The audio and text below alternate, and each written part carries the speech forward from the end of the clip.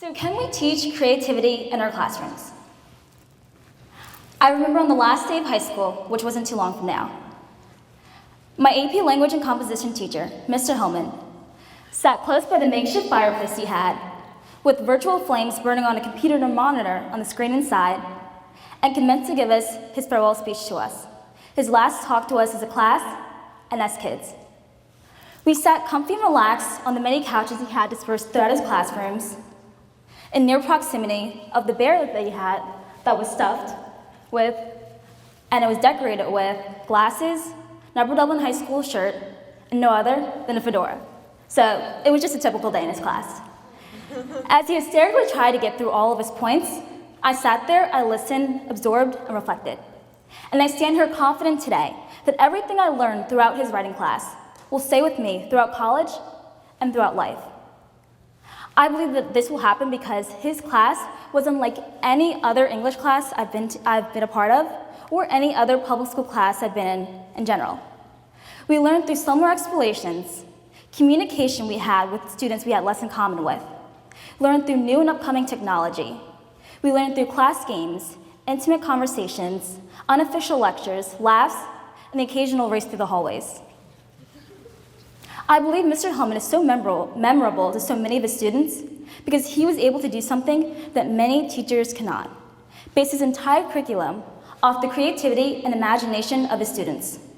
Our grades depended on us growing into original thinkers and being able to journey through uncharted ideas and new theories. So have you ever heard of Frederick Taylor? When I think about him, fond memories of A-Push come rushing back from sophomore year.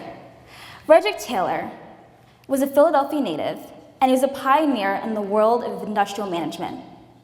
He made his claim to fame in the early 1900s as he developed a system that was able to maximize worker efficiency.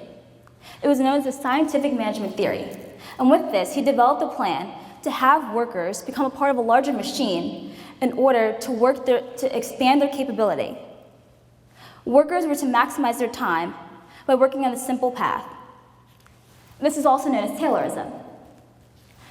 And did this produce effects in the workplace? Of course it did. But this isn't a TED Talk on worker efficiency in the early 1900s. What Taylorism had the effect of doing was spreading its concept to other areas where people felt that work needed to be maximized, meaning that this work spread to military discipline, ergonomics, home economics, medicine, and public school education. Now wait a second. Is a system that is used to produce worker efficiency supposed to be used on learning students? The obvious answer should be no. But it doesn't feel that way, does it? Many students like me sit in classes in cold desks inside brick buildings and spend about 900 to 1,000 hours per year taking in data only to regurgitate that in the form of tests. And as we do this over and over again, many people have become to believe that the public school educational system is a form of Taylorism by meticulously drilling information into the minds of young students in a fixed pattern with the strategy of trying to optimize the educational process. But this isn't how I learn best, and this isn't how many students like me learn best. With this process, we are not molding innovators and thinkers of tomorrow, but instead, we are creating workers on an assembly line, as the way Taylorism was intended. So fast forward to 2001, and the No Child Left Behind Act was created under the Bush administration to spur 100% efficiency in reading and math. This was backed by civil rights groups, along with Democrats and Republicans, and had the good intentions of trying to increase American competitiveness, as well as narrow the gap between minority and poor students with their more advantaged students. And then, in 2012, came the initiative Race to the Top under the Obama administration. And this again set standards to get the math and reading levels up.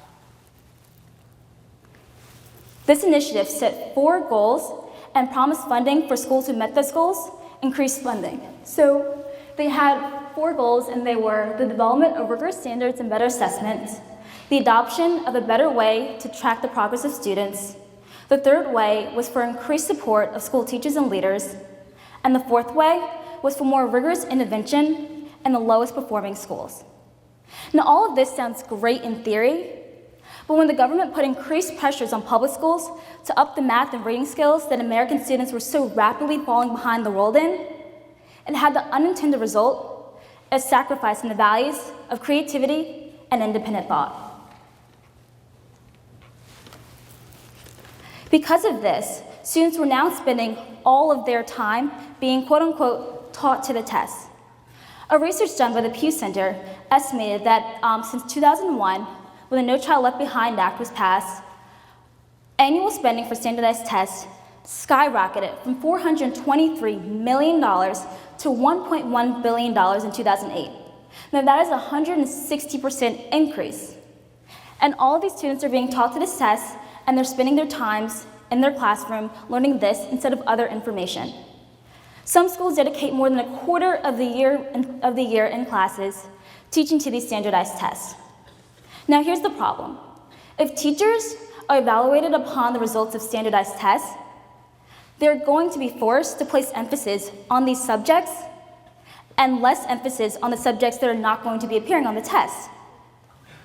According to the Center on Education and Policy, students in many public schools since 2002, 44% of public school districts have reduced the time spent on studies such as social studies, the arts, and history. And they used that time to allocate all of that for prepping for standardized tests. And on top of that, these very programs that were intended to help students are adversely affecting the ones that they specifically asked to help.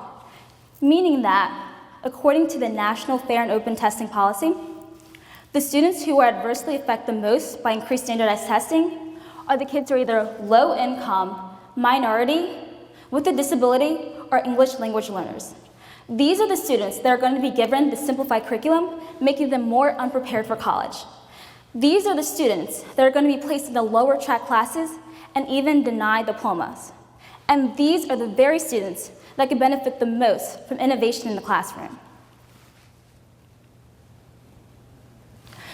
So at what sacrifices are we willing to get students like me to turn away from imagination and creativity?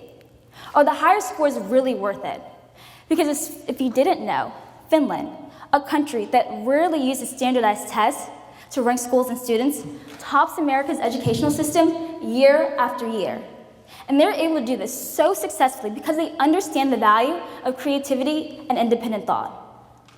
They only test their students once, and that is when they are 16. They allow their students to have 75 minutes of recess per day, as opposed to our students having 27, because they understand that learning comes from outside of the classroom, and as well as inside. They only spend 4 hours a day in class, and they take 2 hours out of the week for professional development. So I believe that one of the biggest problems with American public schools is that we are straying away from teaching creativity in our classes because many American public schools are simply using mechanical methods and uninvolved teaching approaches. When I sit in my classes, I know what is coming. The teacher sits in the front of the class authoritatively. We sit attentively, most of us, at our desk. They speak, we take notes. They ask questions, and the same 4 students raise their hands and answer every single time. They assign us projects and worksheets, and we sit and proceed to do them in the rest of the class. We do them silently, noisily with the person next to us, or with earphones in our ear, ignoring the rest of the world, whichever way works best, really. And then we go on to the next class, and we do this again, and again, and again. And that's not to say that there aren't variations in this method. Sometimes we are assigned projects with other students, but it's almost always your average to complete this task with this number of people and turn in on this date. It's not rare that we stray away from this. Does this sound familiar to anyone? But I do remember my French teacher telling me a couple days before I left for community study that she would get really excited about assigning one project in a level 4 French class. She would get excited because she would then receive the opportunity to grade the work of a student that she had never graded before. And by this I mean, she wasn't grading the work of a student who talks only for participation in class, but she was grading the work of a student who could draw anime, like he worked on the set of Dragon Ball Z. And she wasn't grading the student of the girl who could memorize vocab and grammar rules with ease, but instead, she was grading the work of a student who had an imagination as magnificent as Dr. Seuss. Once a year, she strayed away from teaching the mechanics, and it showed her more about the capabilities of her students than any test she'd ever given could. So I'm told all the time that many public schools believe that you cannot teach creativity. Creativity is unteachable, but I believe otherwise. I believe that the problem with creativity lies not in lacking a way to teach creativity, but in the will to teach it. So what is creativity? Creativity is innovation. It is finding a new way to teach. After the days spent in recesses are done, we should encourage to get out there and explore. Explore the world because that is where the real learning takes place. I learned more about myself and my passions when I voyaged over to the United Kingdom on the British Exchange program than I ever did in all my time spent in classes. Creativity is improvisation. I understand public school curriculums can be strict, but we must allow room for flexibility. Every day I would walk into my AP language and composition class not knowing what to expect. And I was okay with that. Our teacher was okay with that, and he was open to doing something different every day because he understood that at the end of the day, what we would learn would be memorable and valuable. And that is what mattered. Creativity is growth. I, like many of my peers, learned through group discussions and debates. So the time we spend in classes where we actually do get the opportunity to talk about why we're learning this and what we think about what we're learning is a time where I grow. I grow as I come to form opinions and learn how to express them in an appropriate manner. I grow as I come to appreciate and respect the many different viewpoints of my classmates. Creativity is risk-taking. In the real world, we learn through failures, right? So why not in the classroom? Why is failure so disdained upon in the educational system? Let me fall, let me rise, and let me conquer the material without the fear of not being able to recover. The freedom to fail is the freedom to learn. Creativity is passion. Public school teachers many times are forced to place emphasis on these narrow subjects that we are told that we should understand. But as they do this, they forget to teach us to be passionate about what we're learning. And they forget to show us that they too once had passion for what they are teaching. And lastly, creativity is freedom. It is allowing me to have expression in a world we are all scrambling to try and find a place to fit into. Please do not try and mold me into who you want me to become, but instead, let me to allow myself to mold myself into who I want to become. And I promise you, with freedom, I'll figure that out. So it is not impossible to expect more of our students beyond their test-taking skills. And it is also not impossible to expect more out of our teachers to push for this. So what can be done? Well, first, let's research. Let's go out there and let's find new ways to teach students like me who are fighting for the will to learn creatively. And also, how about a broader curriculum? Because I'm sure there are many other teachers like my AP Lang 1 who have great ideas and are just looking for the freedom to use them. And lastly, let's devalue the standardized tests, because there's only so much information you can drill into minds before they could become numb into the information to which they are supposed to know. So can creativity be taught? Maybe not. Maybe it is simply something that is natural, or maybe it is something that can only come out in a particular environment that is unique to everyone. But we will never know unless we try. So let's make that effort. Thank you.